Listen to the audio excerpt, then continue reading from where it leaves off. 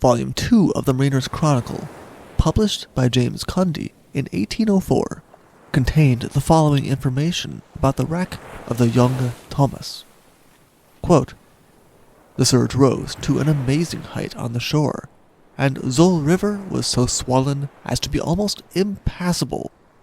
It is true from the middle of May to the middle of August, the company's ships are prohibited from lying in the road, yet it sometimes happens."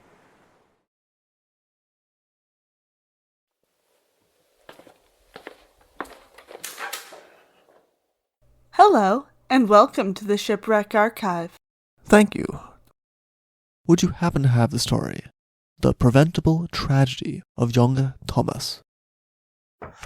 Here we are. Enjoy!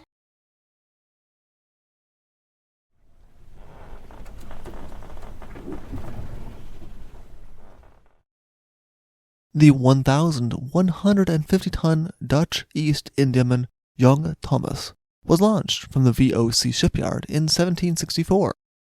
In her role as an East Indiaman, she made a couple of voyages to China, as well as a couple of voyages to Batavia, almost every time making a stop at the Cape of Good Hope on her way. On the 20th of October, 1772, the Jonge Thomas once again departed Texel, bound for Batavia, with an intended stop at the Cape of Good Hope. She was sailing under the command of Captain Barend de la Mer, and had on board 296 men as her crew.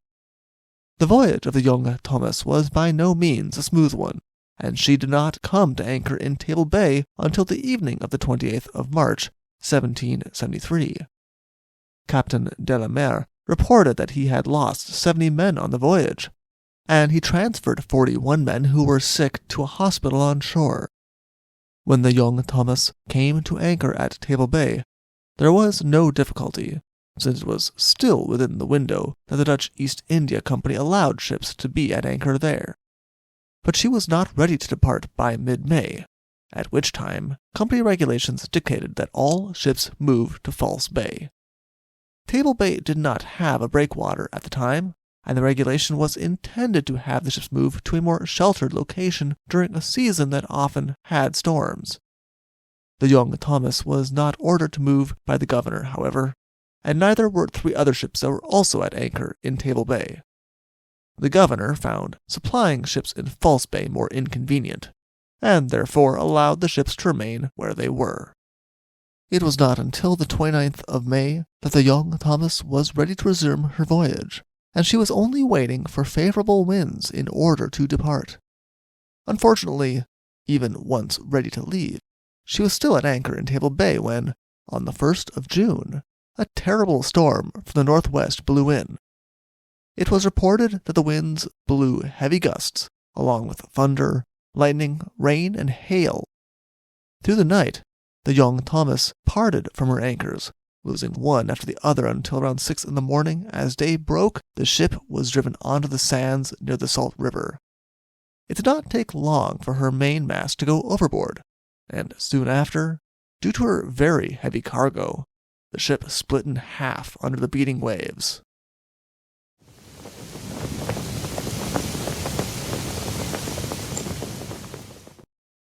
For those on shore, it was time to act quickly. But unfortunately for those on the disintegrating ship, the quick actions of the Dutch East India Company officials were in order to save as much of the ship's cargo as possible, rather than to try to save any lives.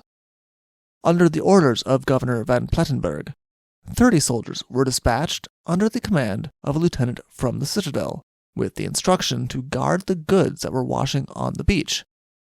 No instructions were given to them to try to pull the struggling people from the water.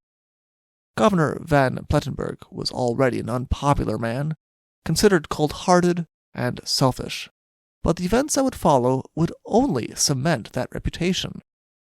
Unfortunately, the soldiers followed his instructions with a seeming ruthless efficiency. The ship's gunner had stripped off his clothing so that he would be better able to reach the shore, and he arrived on the beach shivering and wet, only to see that his chest had also washed up on shore. He attempted to open his chest with the key that he still had tied to his waist in order to retrieve his greatcoat, only to have the lieutenant stop him. in spite of his name being carved into the chest. When he pleaded that he only wanted to get his coat, he was driven off by the lieutenant with a cane, as well as threats that he would be hanged if he continued to interfere with goods that were being salvaged from the wreck. In the end, the gunner was forced to endure a day on the stormy beach without any clothing or food, as was anyone else who managed to safely wash onto the shore. It did not take long for the soldiers to erect a gibbet on the beach as a threat to anyone to come near, and to post notices telling anyone that they would face execution if they came near the beach, with no trial held first. The local population, who did come with the intention of offering aid to the shipwrecked men, were all turned away under these threats, leaving the men on the Jonge Thomas to their fates. Among the soldiers from the citadel was a corporal by the name of Christian Woltemade. His father, 60 or 70-year-old German-born Volrad Woltemade, was employed by the company as the keeper of the animals at the menagerie near the garden in town, as well as working as a dairy farmer. Christian Woltemade was among the first men who had been sent to Pardon Island at the mouth of the Zoul River to stand guard over the cargo. And it was Volrad Woltemade's intention, as he set out on a borrowed horse, to bring his son a hot meal. It was only on reaching the beach that Volrad Woltemade realized the horrors of the situation and heard the cries for help.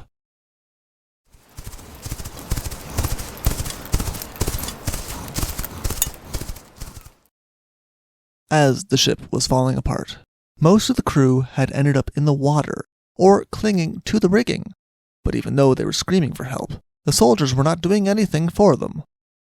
Even as the men did get close to shore, many of them were dashed onto the rocks by the large waves rather than succeeding in reaching land.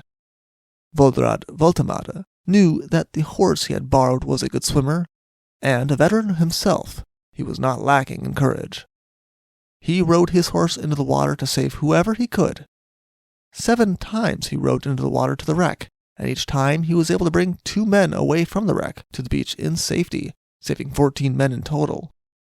After the 7th trip, however, his horse was exhausted, and Volrad Woltemade knew that it would be dangerous to head into the water again. The men on the wreck were still screaming for assistance, though, and Volrad Woltemade did not seem able to ignore them. He decided to venture out one more time. It would prove to be a fatal mistake.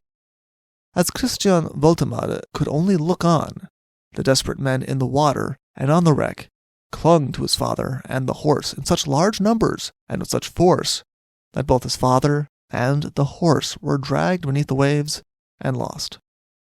He was not alone. In total, it was found that 149 men had been lost in the wreck, and only 63 had been saved. Thunberg, a botany professor who witnessed the events of the wreck, bitterly pointed out that Volrad Woltemade's actions demonstrated that if an effort had been made from land, they could have stretched a rope from the wreck to the shore for the shipwrecked men to travel on, and by that means they would have been able to save most of the people on the wreck. Even more bitterly, he noted that once the storm had subsided and the water was no longer so high, the actual distance between the wreck and the shore was so slight that people on the ship could have safely jumped to shore, making it even more realistic for an organized rescue effort to have taken place. Indeed, 25 of the survivors, including second mate Jan Jacobets, remained on the stern portion of the ship until the storm calmed somewhat, and they were able to safely reach the shore. It was not until evening that the men who had survived the wreck were allowed to move from where they had been held under guard in case they chose to plunder the goods that were washing ashore. The gunner this time was successful in his entreaties that he be allowed to access his chest to retrieve his coat. But on reaching it, he found that it had been broken open, and all of the contents were now gone. Thunberg alleges that in the midst of acting so vigorously to prevent the theft of company goods, more than one company official used the opportunity to enrich themselves, though he does not go into details or offer any names.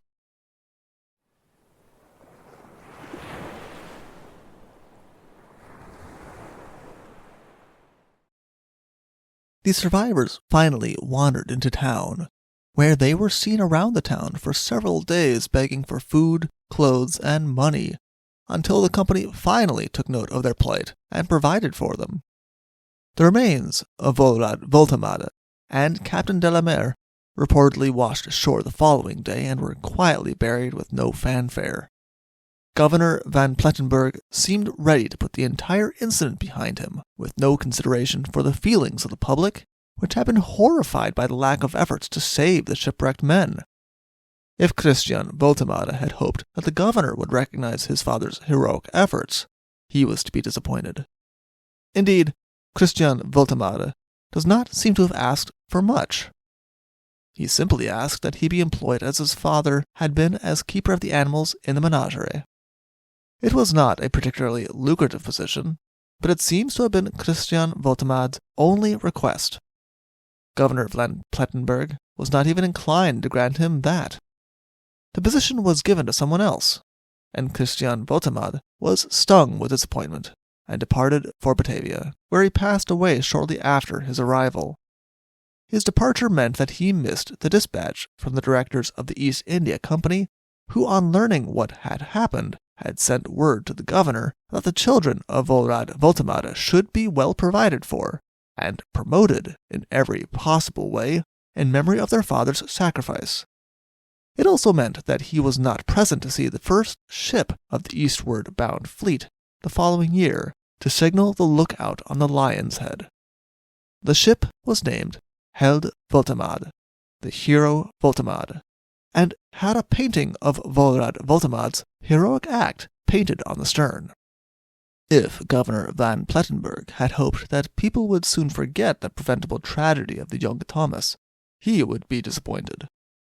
The actions of Volrad Voltamade would be firmly cemented in the public's mind and commemorated in art and poetry, as well as put in children's history books, as an example of the selfless way in which it was hoped they would act if faced with similar circumstances. Even the cemeteries outside of Cape Town that had been known as Maitland cemeteries changed their name. They were soon known as Voltamade cemeteries, though there were some complaints about whether or not this was an appropriate way to remember a hero. For more information, please see the South African magazine from August 1867, or see our other sources in the description below. Thank you for listening. Thank you for visiting the Shipwreck Archives. See you soon.